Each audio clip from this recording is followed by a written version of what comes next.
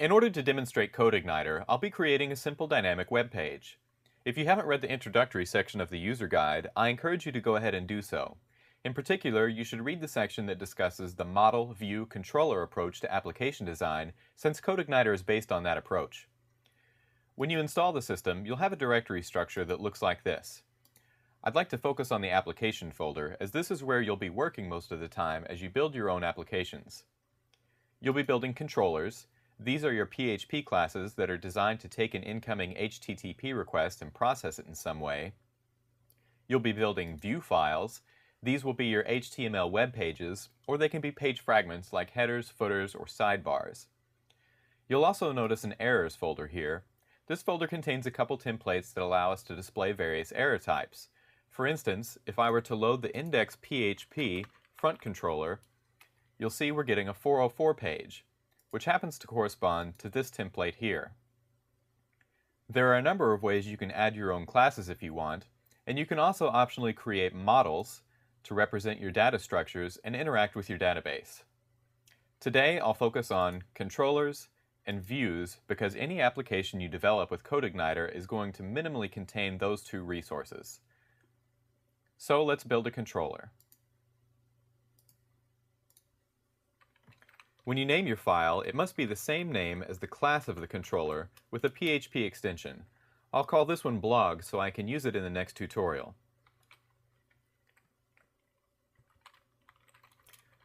A controller is simply a PHP class, and one thing that you need to remember when you name your controller is that it needs to be capitalized. Remember that the class and the file name must match, but the class name will be capitalized and the file name will not. The second thing is that it must extend the parent controller class, the system controller.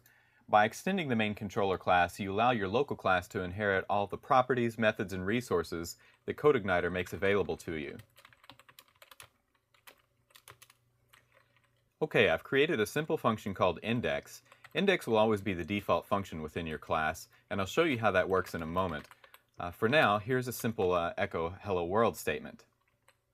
Now going to the browser, if I type our file name into the first segment of the URI, you can see that we're now getting the hello world statement. In the model view controller approach, the first segment correlates to the class name you wish to invoke, and the second segment correlates to the function name within that class. I can accomplish the same thing on this page by typing index as the second segment and explicitly calling that function, but in the absence of a second segment, the index function is always called by default. While we're looking at the URL, I should also mention the index.php file can easily be removed with the .htaccess file, so if you'd like cleaner URLs, you can easily accomplish this. If I were to reload the page using only the front controller again, you'll see I'm still getting a 404 page, because even though we've made a controller, we haven't told Codeigniter to show anything by default. There's no assumption made by Codeigniter that a particular controller is what you want shown by default, but we can do that by going into the config folder and opening the routes file.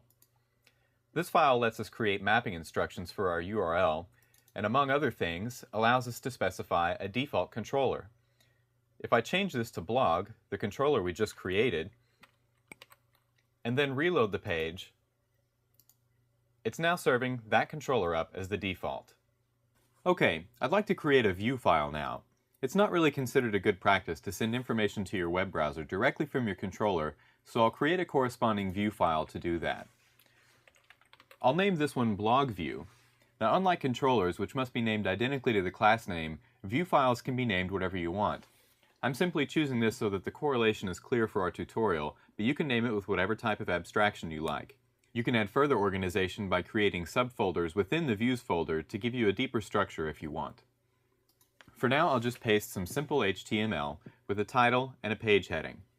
Now that that's done, I'll go back to the controller and load the view file from the controller by replacing the echo statement with our view load function.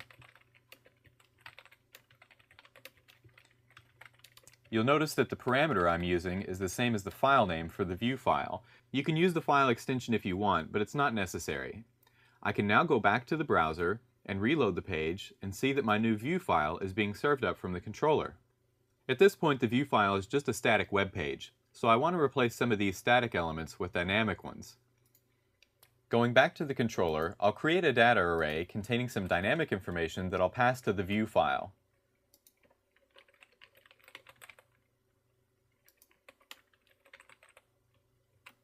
Now I can take this data array and place it as the second parameter in the view loading function and pass that information onto the view file.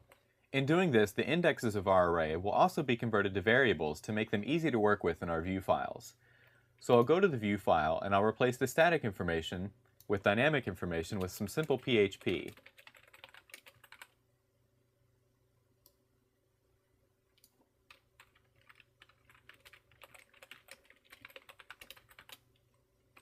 Now if I save and reload the page in the browser, you can see that now our controller is dynamically passing the title and the heading to the view file. If your server supports PHP short tags, you can simplify this a bit. It allows us to replace our PHP echo statements with an equals sign, eliminate our semicolons, and use a simplified control structure. If you build your site with the help of a web designer, this can be beneficial because it reduces the amount of PHP code on the page, decreasing the potential for errors, and it makes the page appear a little cleaner too. Let's go back to the controller. At this point, all we've done is pass two simple strings to our view file. I'd like to send a different data type to the view file, so I'll create a new index called to-do, and I'd like to send an array to the view file.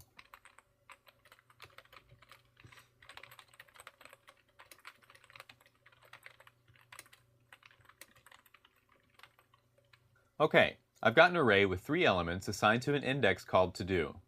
I'll go to the view file and create a control structure to display the information. I'll create an ordered list,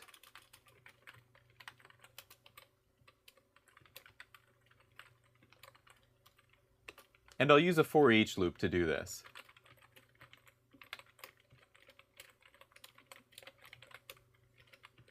And you'll notice I'm using the alternative PHP syntax using a colon instead of an opening brace, and likewise, instead of a closing brace, I'll use the end for each construct. Now I'll copy the item into the list element. So if I reload the page, you'll now see the to-do list. So I can pass arrays to the view files, multi-dimensional arrays, objects. It's really up to you to determine the data type you want to work with. One thing before I wrap up, I'm going to go back to the controller and create a constructor. In PHP 4, you'll recall that a constructor is simply a function that's named identically to the class. In PHP 5, there's a little different syntax. If you use a local constructor, you need to be aware that it will always override the constructor contained in the parent class. The side effect is that it will break your application.